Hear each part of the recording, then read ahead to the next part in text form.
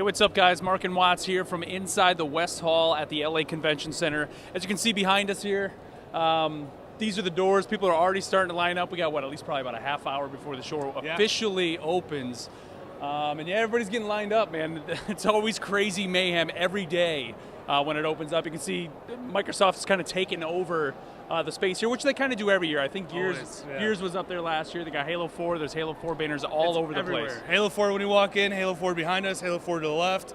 Everywhere you see it just has Master Chief's face, just everything about him. So now, something interesting they're doing this year is the big three are all actually in the same exact hall. Usually it's always separate, Nintendo and Sony, usually in the same one with Microsoft over in the other hall.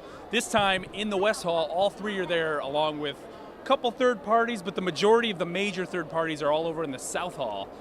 So behind us here, right now behind us you got the Nintendo with the Wii U. We just saw that. We got Sony, Last of Us, God of War Ascension, and then of course Microsoft with Halo 4 and Smart Glass and whatever else they're bringing to the table. I don't know, Watts. How are we feeling, man? I mean, we're here. I'm excited. Yeah, we just got done with the Nintendo thing, as you saw with Mark and Chris. But I'm just excited to just see new things added on to what the trailers they showed. So I'm excited. I'm excited for what's in store. So yeah.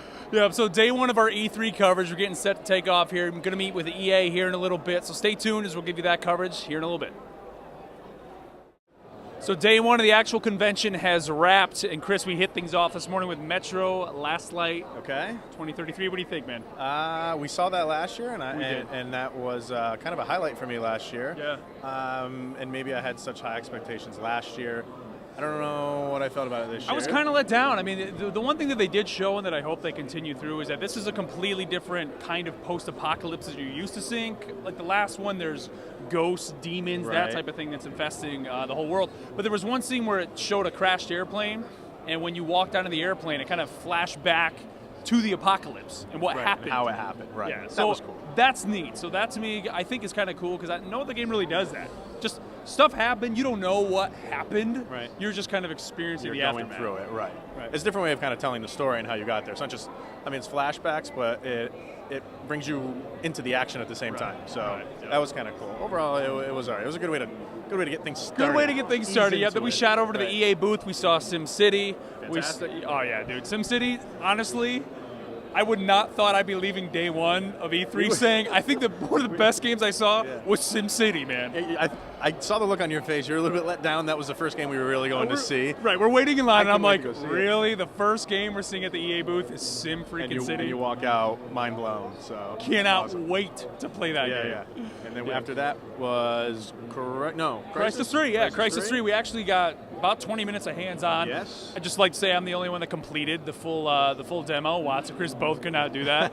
But it was running on a PC, so obviously looked completely gorgeous. I mean, the CryEngine is just awesome. I played on a 360 though, which still looked good. You sure it was a 360? I had a 360 controller. Well, so I did too, because it it all works. No. They were all running, I think, on Alienware PCs, and then they had. I should say this: I played the 3D version.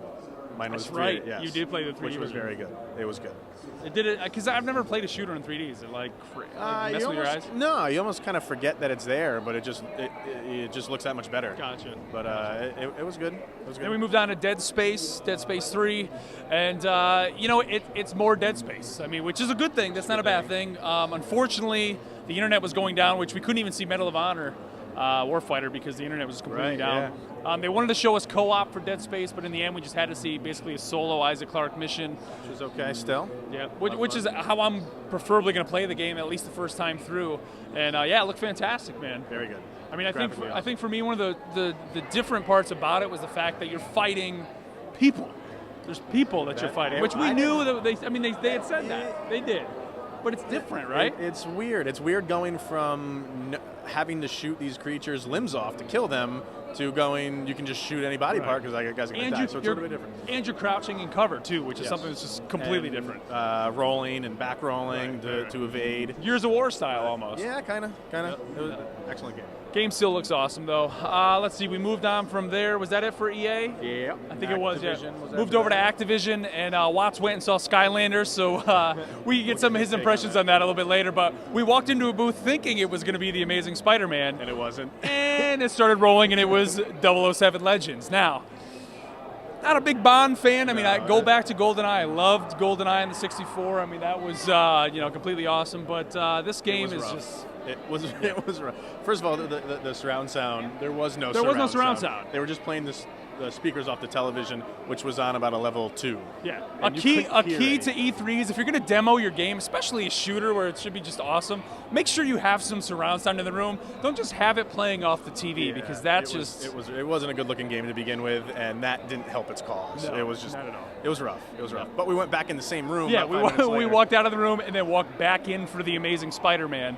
And what do you think? 'Cause I knew you were just kind of going to be like, nah, it's all right.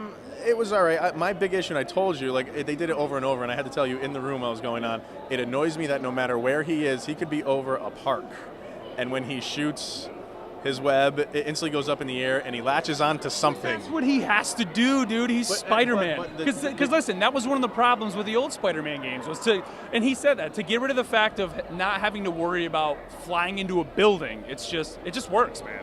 It just works. I know, and that kind of like took me out of it a little bit, but they could have added something to where if you're in a situation like that where you're over a park, you don't have to have direct where you're going to shoot it. Just the AI should know I have to shoot over there. Yeah. It was just every time you shot the web, it was straight up in the air. I didn't like that because you could be higher than the tallest building and you're still shooting it up in the air, if you know what I mean. Yeah. But the game though looks. I mean, Spider-Man really himself, really completely HUDless. I mean, there's nothing on screen other than Spider-Man himself, and to see the web rush and just the way all that works. It was cool. They did a good job. It looks like you're gonna feel like you're Spider-Man. Tell them who's in the game as a downloadable if you pre-order. Oh, Stan Lee, Stan you can play Stan Lee if you pre-order the game with. They recorded completely VO and everything for him. And what was it? The web rush. I think typically you kind of see Spider-Man's eyes. Instead, you see Stan Lee's glasses, which is awesome. And then we moved on from there to see Call of Duty. We saw Call of Duty Black Ops 2, which we did see the whole LA demo. Got to see the whole thing. I mean, people probably have already seen that by the time you're watching this. Looks awesome. But then we also saw the Strike Force mission, which is basically side missions within the game that whether you complete them or even if you fail at them, it still progresses the story. And at any point, you can kind of pop up above the battlefield, direct your guys as to where to go, and then jump into not only other soldiers, but even into drones and stuff. Mechs and all that. It's a good welcome addition to Call of Duty. Not that I'm saying Call of Duty is getting dated, because every game that comes out is awesome, but it's a new mode in this game. It looks fantastic. Even when he zoomed into those little flying... The drone. I mean, they were awesome. Yeah, awesome to do. Strike Force missions are going to be a huge addition to that game. And then we just kind of walked around. I mean, we had a full day. We were in one hall the entire day, so we had about 20 minutes, and we came to the other hall and just did a quick once around. What do we have tomorrow? Tomorrow we got Ubisoft up first thing, so I'm really hoping to play. Yeah, except dude, everything's really in that hall until we get over there. So I guess check us out. We are doing live streams on Ustream. For the podcast every night. Tonight, actually, it's going to be on at 10 p.m. Pacific, so chances are by the time you see this, it's already happened. But of course, go to game-insider.com. Tons and tons of updates going up over there. And we'll see you tomorrow. Actually, tonight we have the Hawken event. Yeah. 3-hour hands-on demo with Hawken, so we're going to be filling you in on all of that on the podcast. So with that, tomorrow. Yeah, day 1 E3, it's a wrap.